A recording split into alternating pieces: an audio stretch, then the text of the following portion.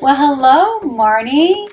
So Hello. excited to have you here for the podcast. I'm excited to be here. This is my very first podcast. Oh, well, it's always a pleasure for me to be able to interview the amazing women that I get to work with and get to know through my coaching. And you're one of them. I've gotten to know you really well over the last several months. And I'm so excited to see kind of where you took the coaching and all the different things you applied to your channel and to kind of dive deep into that right now. So why don't you share with everybody, of viewers and listeners, before signing on for coaching with me, where were you at with your channel? Both like mentally and mentally, where were you at with your channel? So I was 12 years into my channel when I reached out to you, and from the outside looking in, you would think everything is great, and everything was great. I had well over 100,000 subscribers. My goal, once that was a reasonable thing to think about, was to get that YouTube silver plaque check. I was making a nice regular income on AdSense, great regular income through affiliates and sponsors, but I just felt like there could be more.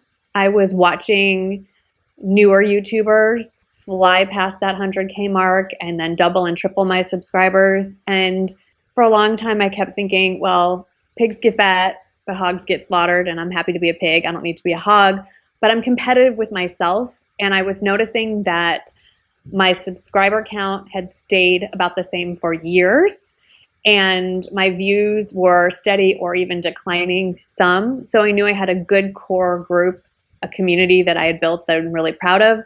But the competitive side of me, really competing against myself, wanted to see the success on the number side, on the YouTube number side. Mm-hmm. And so that's when I said, all right, I can only think of how to do this on my own so much. I need an outside opinion. I need an objective outside opinion and someone who has experience. And I had seen your name and your content come up with other influencers that I admire and that I know, and it was a no-brainer. What was it though? Because it had been 12 years. What was there something? What was it that you're like wanting to try something new or do something else? It's sort of a perfect storm of things, I'd say. It was knowing that I had an upcoming LTK conference. So meeting with a bunch of other influencers after a few years off. So you're starting to look at your own analytics as you're preparing for that event. Mm-hmm. I am moving from one stage of my life to another. My youngest is about to graduate from college. So I'm technically an empty nester, but hopefully very soon I'll be an empty nester with financial independence from my children. Let's flip that around, where my children will be financially independent from me. Yeah. And it's just, I'm going to be 50 in a few months. So it's just sort of taking stock across all the things, personal, business, and whatnot. And I finally acknowledged that I have been coasting, and I could coast. I mean, I have great success across all metrics from the outside on what I was currently doing up until, June, July of 2022. But I was ready to go, okay, I'm ready. I'm ready to make that change. Mm-hmm. And I think all those things sort of had to line up for me to do that. Yeah. And I will say I was influenced by other influencers. As much as I am an influencer, I am also influenced. And like I said, a number of my friends in my closer circle of influencer friends had either done your boot camp or done the one-on-one coaching, and it all just sort of hit me at the same time. Do you feel like there was anything standing in your way to achieve that kind of next level of success? You said you were coasting. Was there anything just standing in your way of that? Yes, wanting to do anything different. I mean, it's easy. You get into a nice routine. You have, at this point in my career, 12 years in, I have a pretty much guaranteed monthly income. Not just that I know I'm getting an income, but I know within, a few numbers exactly what that's going to be. So for budgeting and planning, that's great. So why rock the boat? Why change things? And when you change things, there's that risk it could not work.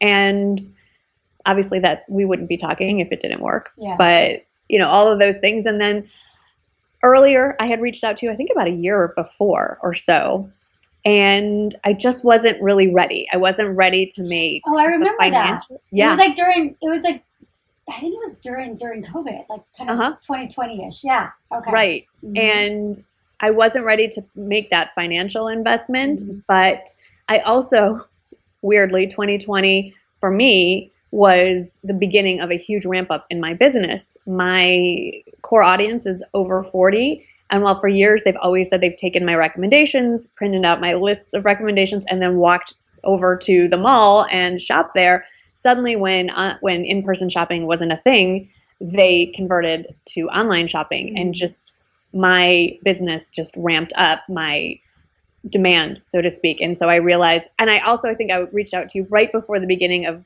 fourth quarter, which is just the busiest time of year. Like I said, it's got to be sort of the perfect storm. Yeah, I feel like for this type of coaching, really, it's timing. Like for the creator, you have to, like, when I'm talking to somebody when they're interested in coaching, you know how we have like that, like a phone call, be like, okay, is this going to work for you? Is this going to work for me? I always ask the question. It's like, you know, on a scale of 1 to 10, how committed are you to this? And it's like, the only way I'll work with someone is they're fully committed to the coaching and to making changes. Because if not, it's a waste of time for you. It's a waste of time for me. It's a waste of money for you. Like, I want you to see that ROI times 10, really, you know, but it's not going to happen if you're not like, and it's a mental commitment, and there is a lot of work involved. And on the creator side, obviously, this is your job, so this is what you do. But, you know, I'm working a full-time job as a creator and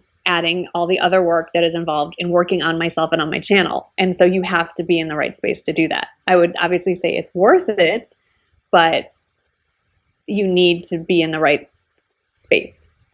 Yeah, what do you mean by that, like mental-wise? You know, so my background is, I have a master's in elementary education. So my background is in teaching, and there's this concept of cognitive dissonance where as a teacher, you have to bring someone from the level where they are up to the next level, and you have to get through this sort of uncomfortable part to get to the next level. It's a very simplified way of describing cognitive dissonance. And I had to be ready to accept that I wasn't going to like what you were going to tell me and deal with it anyway. Yeah. And I think for most creators, we are what we are because we're not great at following rules and fitting in a box and doing the 9 to 5. That's a part of our personality. And so having someone tell us how to do things is not part of our personality. So you have to be ready to change that part of you and be open to that input. And, you know, for a long time it was, I'm doing just fine. I'm making a great living. I'm getting collabs constantly. I'm turning down stuff. Why do I need to change? So you have to get past that part. Yeah. And how was that for you in the beginning stages of coaching when you're so used to, especially someone like you? You know, I have different types of people that come to me all the time, people that are brand new to YouTube and they're seeing early success and they want to continue it, and they've only been on YouTube for a year and a half, but they already have 50,000-60,000 subscribers, right? That's a different mindset, I think, than from somebody like yourself who has you're you know, in all intents and purposes, you're a pro at this, right? You're a professional YouTuber. This is what you do. And so having done it for, you said, 12 years, and now being in a position where you have somebody else, like a partner in a way, where it's like you've been so alone for so long. How was that for you? Because I can imagine it probably wasn't super easy at the beginning. Well, I will admit in the beginning, I mean, I'm sure you will be happy to admit, I fought you so hard, even though you repeatedly said to me before we started, are you ready for this? Are you sure you want to? Are you coachable? I'm like, of course I'm coachable. I mean, I guess it took a little while, and I guess that's why you do what you do and why you're the professional. You know, that 3-month period, that first month is me fighting you. The second month is me sort of taking it all in. And then that third month is when I'm finally accepted it and now I'm applying it on a more regular basis. I mean, I really think you've nailed it as far as tailoring the amount of the time of the program. I fought you. I mean, a couple times I talked back, I would say, in our actual phone calls, but not to your face. I would grumble and mutter and, you know, fight. And part of it was, you know, coasting is the same as inertia and laziness, and it's easy to just ride that wave. And then I thought, why, you know, I've paid you a good chunk of money, and that is, I know why you do that. Because if it had not, you know, if it had been a free course, I would have walked away. If it had been a few $100s, I would have said, forget it. I've learned a few things from bootcamp, and well, actually that's not true. I've learned a ton from bootcamp, but that's a whole other discussion. That investment forces the student to pay attention and do the work. And I will never complain again, but it is definitely something to know. I hope other people watching this, thinking about this as they're going through the process, go, oh, okay, this is normal, that I am going to fight this for a little while. Mm-hmm. Because nobody likes to be told they're doing something, maybe not wrong. Like, you never said you're doing this wrong. You weren't cruel or anything, but nobody wants to hear that they could do things a better way. You think you know what you're doing, especially at this stage in my career. Exactly, because you've been doing it for so long. But at the same time, because of my background in teaching, and my husband is an attorney, and both of our backgrounds requires continuing education. To keep my teacher's certification, I have to do a certain amount of continuing education hours every year. Same with my husband. He has to do continuing legal education. So the concept of learning all the time was really what finally drove me to do your course, and do your one-on-one coaching. Was I do like to learn. And so I wanted to stick with it for that too. Yeah. And then I always look at the coaching and even the boot camp, right? It's like an investment in, it's like people with you are so used to going to school, spend tons and tons of money on school. And, you know, the idea is like 4 years later, you have a degree and then you build a career. But then with YouTube, for a lot of people, they're very serious about YouTube. It's their career, but they've never actually invested in any type of education or coaching. And they're spending 10 hours a day on it, you know, 5 days a week. And it's like you should look at it as an investment in yourself, as an investment in your mind, as an investment like for your future. That's a really good way to put it. And it's also an advertisement for parents to maybe have their kids have a financial interest in their own education as well. As I'm watching my last one graduate, like maybe they would have taken it a little, not that they didn't take it seriously, but if they have a stake in it financially, if they have to pay for some of it, maybe they won't blow off that 8 a.m. class. I'm not saying this is replying to my own perfect children. I can definitely understand why it's important to have a financial investment, a stake in it. There has to be a little bit of pain. Yeah.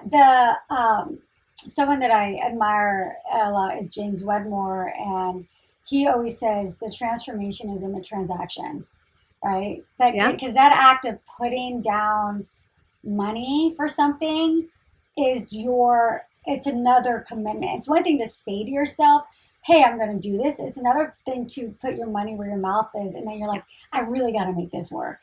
Yes. And in this society where everything is instant gratification, that is something some people need to learn for the first time. And even I have to revisit that investment. It's not just about the money. It's the time. It's the investment in yourself. And then you get the ROI. And it's not just the dollars. It's the satisfaction. It's the growth that you see when you're done. Well, you're never done. But the growth that you see from where you started. So So at what point with the coaching, and I do want to talk a little bit about the boot camp because I know you've gone through it and all that, but what point in the coaching were like that you had your biggest breakthroughs? I wish I could point to something specific. The boot camp really helped because for those of people watching who haven't done it, when you sign up for the one-on-one coaching, you still have to do, is it the first 4 lessons? Yeah, I tell everybody that you have to do the boot camp. I don't care how many subscribers you have. I don't care who you are. You have to do the boot camp or specific lessons before I'll talk to you on the one-on-one call. So you have to do your homework. And I thought, I am not one for introspection. I am not one for self-help and self-care and reflection and meditate. We could do a whole thing on that. So when I first saw the first few lessons of boot camp, I thought, oh my gosh, this is all that woo-woo baloney.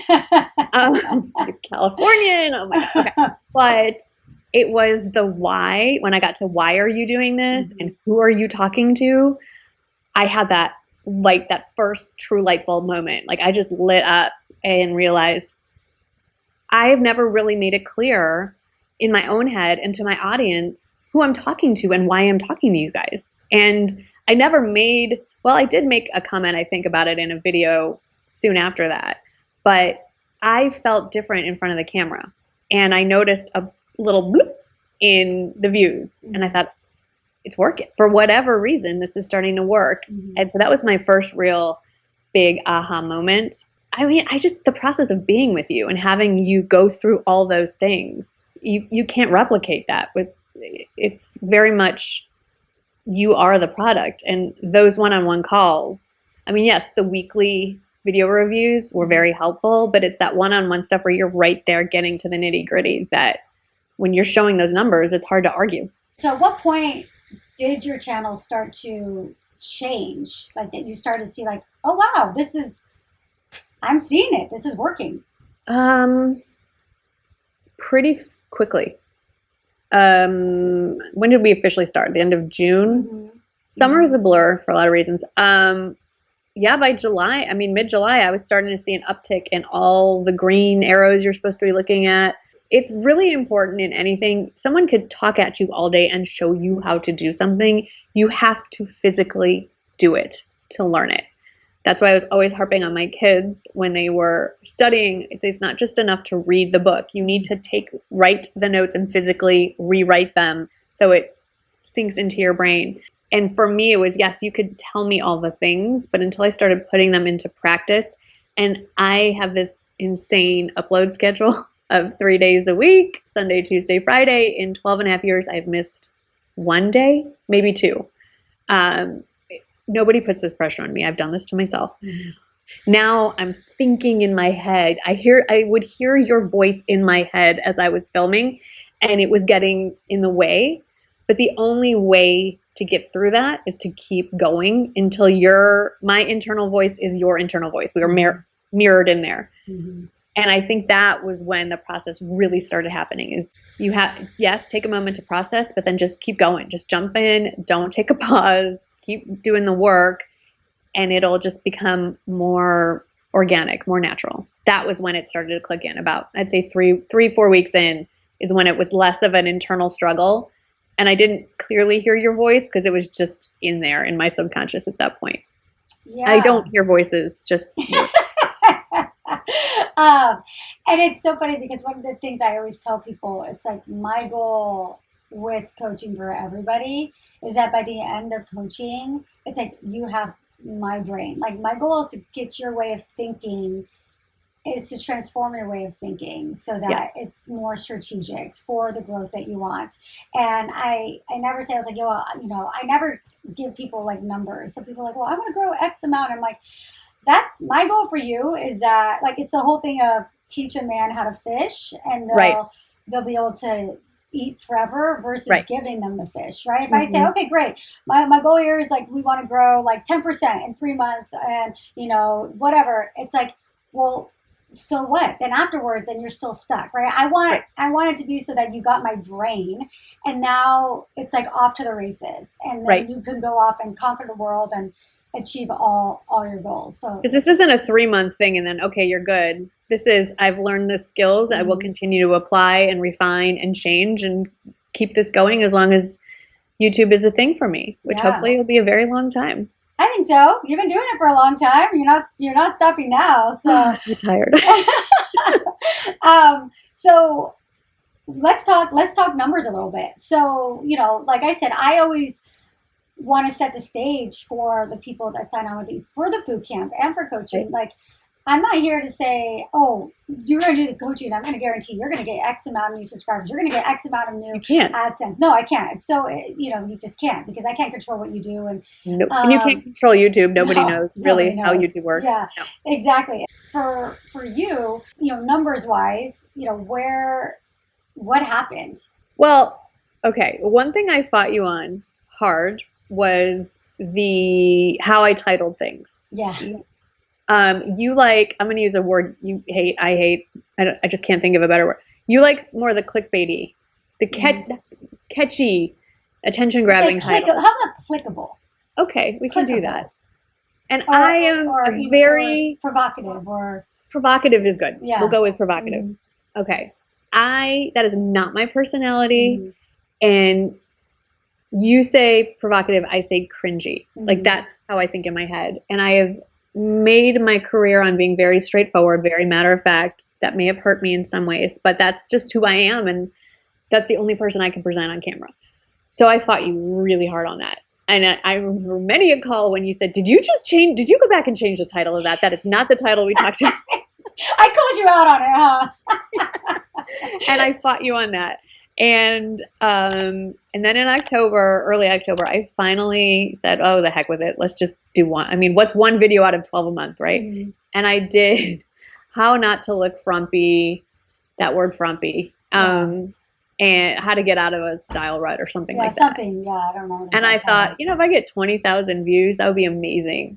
Because, I mean, I was averaging about 10,000 views a video before I saw you, which I know everything is relative. Someone watching this is going to go, gosh, I wish I had 10,000. Yeah. But when you have 125,000 subscribers, you want at least like 10% of your viewers watching. So it was a little low. Well, yeah, I got my 20,000 like in the first couple hours. I've never had a viral video. I've never really wanted a viral video. I like consistency. I think that's pretty clear from this. So that went up the first week of October, and I checked right before we hopped on it. It said 977,000. I think that counts as viral. We're almost 1 million. Yeah. And it's been a ride. And now, is lightning going to strike twice? Probably not. And I'm good if it doesn't. It's been amazing to see what that's done to AdSense, subscribers, views, obviously not just on that video, but across all my videos. But I will say that while that is an outlier, after over 12 years finally having one that got that many views, I saw all my views go up across the board. Because you had me not just deal with my current stuff that I was planning, but you said, let's go back and fix some of your recent stuff, some of your more popular things. So I saw big differences in views and AdSense within our first week because of the tweaks you made on the back. You taught me how to make on the back side of things. So I think that was the original question. I went off there. But when I started seeing that and why, I think was right away with those, I'm not going to share what you told me, but there were quite a few little easy things I could do right away. I even think though before that viral video, because that was almost like a little more than halfway through the coaching. I think that was almost like 2/3 through the coaching. We were basically done. Yeah, it was towards the end, right? Yeah. But before that though, your channel was on an upswing with several of the videos. I remember what it is now. So you have to tell me, because I always forget there's hub content, hero content, help. Mm-hmm. So I realized that I had been making hub content. So I was making content for my existing subscribers, which is fine. I mean, obviously it can be fine. You can coast very well for a very long time, but that's why my views weren't going up. And that's why I wasn't getting anybody new. Because why would anyone who doesn't know me and know what the heck I'm talking about start watching a video where I'm talking about, it's like starting a book in the 5th chapter or starting a series of books and you're on the 3rd book of 10 and you're going, who are all these characters? Who are they talking about? What is this plot line? So when you taught me to start making videos to answer people's questions, that was a big change. Even so much as taking existing videos and just changing the title to make it more that I'm answering someone's problem or someone's question than just sharing stuff with friends, which was how I have been. I started this as a hobby. When I started YouTube, there wasn't anything. There were no affiliate links. There were no sponsored. There were no collabs. Everyone, you couldn't apply to the partner program. You were invited to the partner program, and you would make a couple $100 a month. Like that was it, and that was great.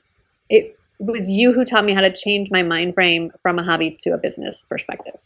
I love that. And a lot of people don't want to admit it, but a big part of YouTube is marketing, is how do you package the content and the value that you're providing in a way that's going to attract not just like what you've been doing, the people that you nearest and dearest. These people already know you. They already love you. They're going to click on a video of yours, even if it's a crappy thumbnail and title. They love you, right? But that doesn't really help me as a creator. You know, when they say, oh, I gave it a thumbs up before I even watched it. Why? It might have been a terrible video. But they love you. And that's saying something. Because not everybody has that either, right? No. And I think that is ultimately the goal of every creator, that they've got this loyal group of people.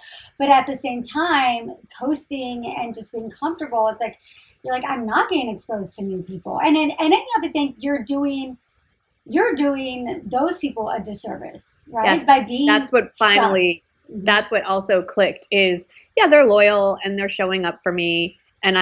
But am I showing up for them? Like this is a two-way relationship. Mm-hmm. And I need to make their experience, even if I don't gain any new subscribers, why can't I make the experience for my current base better? They deserve better, especially the ones that have been sitting through the last few years of me just, I don't want to say that my content wasn't good. I mean, I do like what I've created, but I could do better. And that's always, if you can do better in anything that you do in life, whether you're a YouTube creator or you're a full-time stay-at-home mom, Mm-hmm. why not? Why just settle all, it's not a way to live kind of halfway. And it's not easy either to make that, to admit that to yourself, and then to actually, like you said, make those changes. You have to kind of go through the uncomfortableness of Yep. saying, well, fine, I'm going to change some of what I'm going to do. And nobody likes that. No, that's why it's work. Yeah. Yeah. But the whole idea is that hopefully it pays off, right? It definitely did. Mhm. It definitely did. Yeah. Yeah. What was it like for you to get coaching, to be able to have somebody there to kind of bounce ideas off of, or tell you what to do or what not to do? It was fantastic. So, I don't have a team. This is the team. Well, that's not entirely true. So my husband retired from the active practice of law, technically, although he is my general counsel. And he retired about, I think 6 or 7 years ago now, something like that. Early. He was young. And so he's here, like he sets up my camera and then walks away. And then he reviews all my contracts and takes care of the taxes and the bookkeeping and that kind of stuff. But when I try to talk to him, like I'll brainstorm ideas. We do have a meeting every month. We go to lunch. I bring my calendar. He brings his calendar, and we go over content ideas for the month. He's only interested in how much outlay is there. Like if I'm planning a video on shoes, how much am I planning on spending, so he can, do the budgeting and the line. But as far as bouncing ideas, he doesn't watch my videos. Most of the time he's not in the room. He has no idea what I'm talking about. He's not a 50-year-old woman. No. He's No. not. No, bless his heart. He's Yeah. like, I don't know what Yeah. you're doing, Yeah. And so it's kind of a lonely job, especially coming from the background of being a teacher where you're planning lessons with your team and you're constantly doing more collaborative things.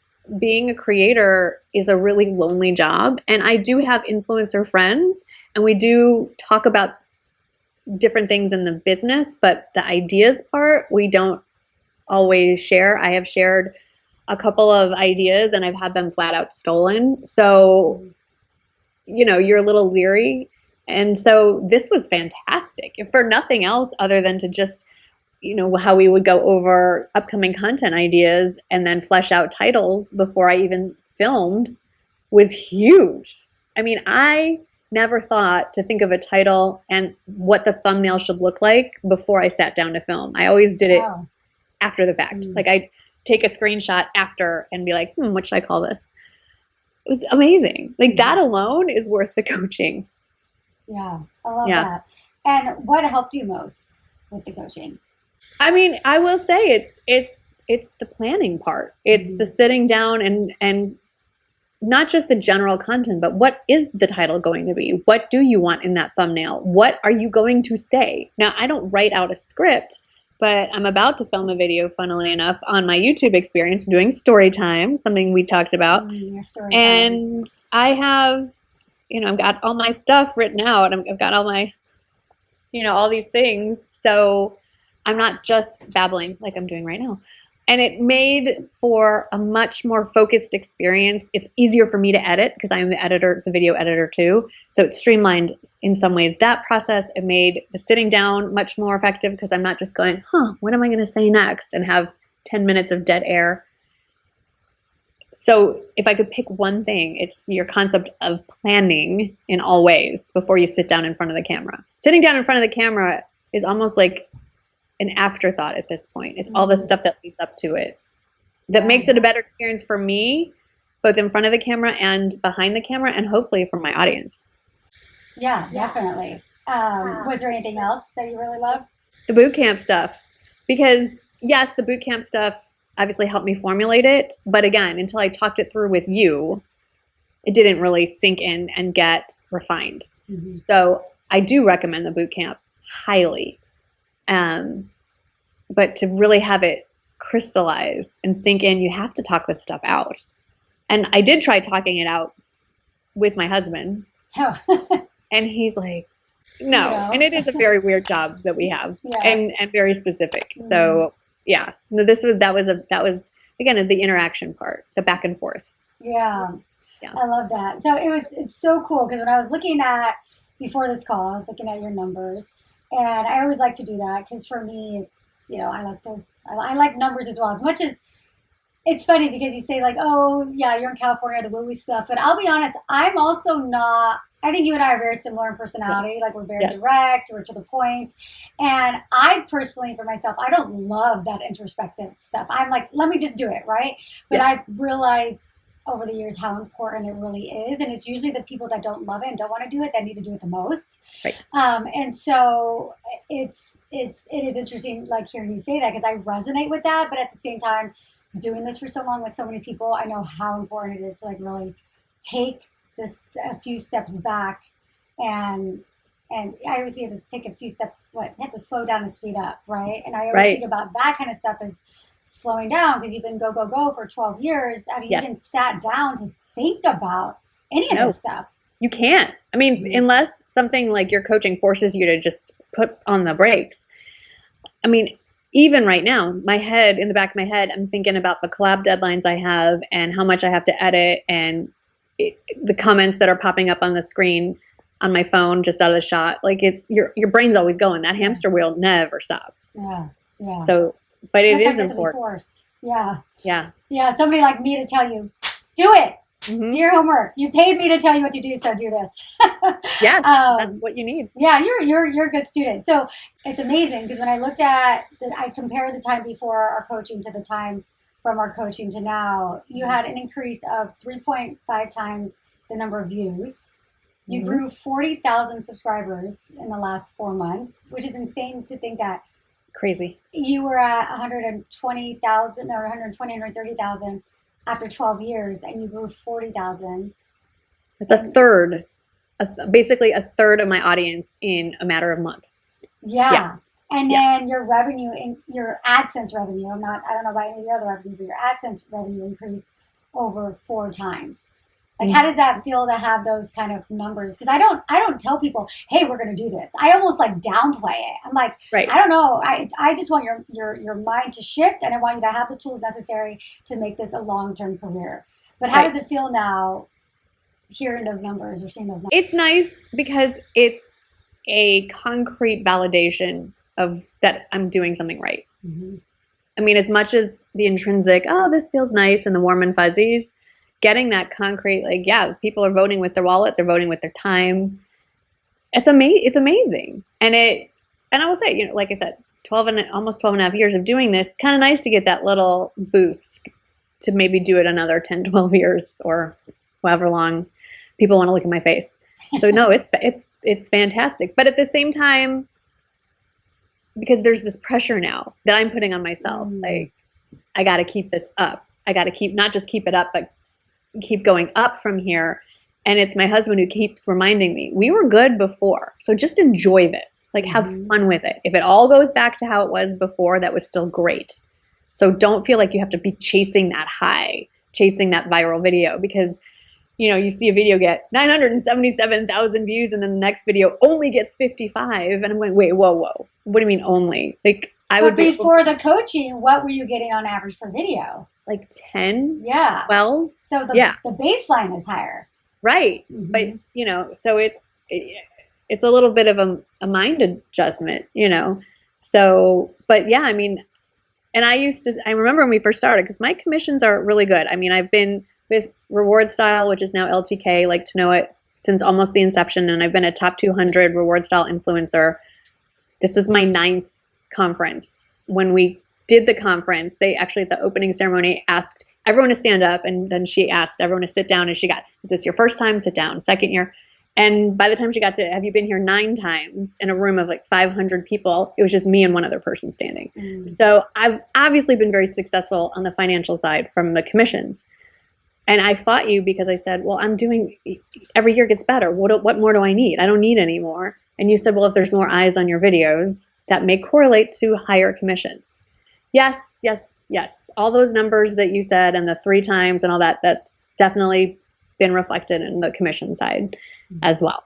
Yeah. So I can't really argue with you. It worked. Yeah. It worked. What can I say? It worked. So, well, and to be fair, you've seen this process play out over and over and over. This was my first and only time. That's true. So, and I didn't really ask anybody that I know has gone through with it with you, like what. I didn't really want to know. I wanted to just go in. How it was. Yeah. Yeah, definitely. So what is your biggest piece of advice for someone who wants to succeed on YouTube?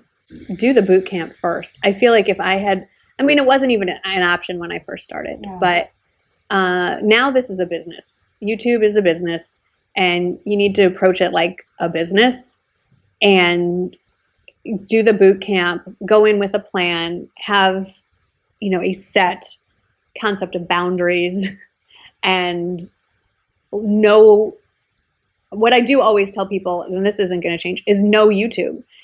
Like when people ask writers, I want to be a writer, what should I do? They always say, read a lot of books. Mm-hmm. You need to learn the medium. You can't just press record on your iPhone and think you're going to be a famous YouTuber. And you should also go into this thinking you're never going to be a famous YouTuber. I think doing this thinking that you're going to make money is a fool's errand. Like that might be a happy conclusion, but it's not a guarantee. So have YouTube be your backup plan. Keep your 9 to 5 until YouTube is paying itself and paying your bills. And I'm not saying it can't happen, because I will also say there is always room at this table for somebody new. There is nobody like you doing YouTube, because there's only one you. This is so many cliches coming out of my mouth. I can't even stand myself. But if I had to refine that, I would say make a business plan, be realistic, set your boundaries as far as how much time and how much of you want to share, and be really who you are. Because if this takes off, it's going to be really hard to maintain a facade of a person that you are not, and it will make the experience incredibly miserable. So and short-lived. It's not sustainable. Yeah. No. Mm-hmm. And that's why we've seen so many amazing creators burn out, because they're pretending to be somebody that they are not. 100%. And the audience is smart. You got to also keep that in mind. Your audience is smart. They know when they're seeing fake. 100%. And I love how you say, because not a lot of people say this, and I'm such a big believer of it as well. It's like, have some kind of job or something else outside of YouTube when you're first beginning, because there's the author Elizabeth Gilbert, who wrote Eat, Pray, Love. She has a book called Big Magic, right? And I've always had that sentiment of it's a good idea to have something else going on other than your creative pursuit, YouTube. And she says it very clearly in her book. She's like, every artist, she talks more about like art, the creator, right? But YouTube is an element of creativity. It is. The creator should never, or at the beginning, should not be relying financially on the income from the creative pursuits, because then it will thwart your creativity, and now it's tainted in a way. And I feel the same way with YouTube. When people, they quit their job too early, or they say, this is it, this is my career, then they're making decisions that aren't for the creative aspect, or even for like just serving an audience. They're making decisions of I gotta make money. How am I gonna make money? And that's I gotta keep the lights on. I gotta put food on the table. Exactly. And so while I do love looking at AdSense and how much you're making, because I think at the end of the day, YouTube is so much work not to get an ROI for it. So it is really important to think about, how am I going to make money? That's an important component. However, you've got to be smart about it at the beginning, because the way to really succeed is to truly be creative and serve an audience. A lot of people don't mention that. They're like, oh, do YouTube. It's like, well, have that 9 to 5, or have some kind of whatever, income coming in. So I think that's why you obviously see a huge amount, not just YouTubers, but influencers in general, especially over on Instagram, and the bloggers. Does anybody still blog? That's a horrible thing to say, but people do. I know they do. They do. I work with bloggers all the time. And it was funny because when I first got started, they were saying, you need a website because we don't know what's going to happen to YouTube. Blogging is it. I'm like, is it now? in 2022. It's like, and now they're all saying, you got to do video. You got to do video. Yeah. We knew that, but okay. But why you see mostly married women doing influencing, because that's not their primary source of income. And if this influencing thing doesn't work out, they can still pay their mortgage and make sure they have groceries. I mean, it's hard. It's just what it is. I mean, I get asked all of the time, I'm sick of working the 9 to 5. What do you think about YouTube? And I was like, well, that's kind of funny that you want to stop a 9-hour job to work a 12-hour. I was just going to say at 9 to 5, talk about a 9 to 10. That's 7 days a week practically. You know? That phone and those comments are just always like that. Yeah. You ignore if you don't answer your comments, forget your YouTube following. Did you like having healthcare insurance and 401k? And so it's really nice to have this be the creative outlet that is started with a business plan in mind. And then if things work out, fantastic, run with it. Yeah, 100%. And last question, what would you tell someone who's on the fence of thinking of investing in coaching or the bootcamp? Okay, so I am first and foremost practical. So if your business cannot afford this, if you do not have the fee for the bootcamp or the one-on-one coaching sitting in your business account, then honestly, you don't have any business really, I think, investing that kind of money, specifically for the one-on-one coaching. Yeah. I think the bootcamp is definitely worth the investment, especially for someone starting out, because it'll stop you from making mistakes that you have to then go back and fix, or I shouldn't even say mistakes, bad habits. You have tons of free content on your YouTube channel and Instagram. That's a good jumping off place, and then make that bootcamp a goal. 100%. And then if you're at the point, especially if you're early in your channel, you will definitely, I think, see more returns on your one-on-one coaching if you start it earlier in your career than later. But I am living proof that even an old dog can learn new tricks. Yeah. So definitely worth it. Better late than never, right? Yeah, absolutely. Well, Marnie, thank you so much. I mean, it's such a pleasure chatting with you and catching up with you again. And it's been a pleasure working with you for the last several months and getting to know you better.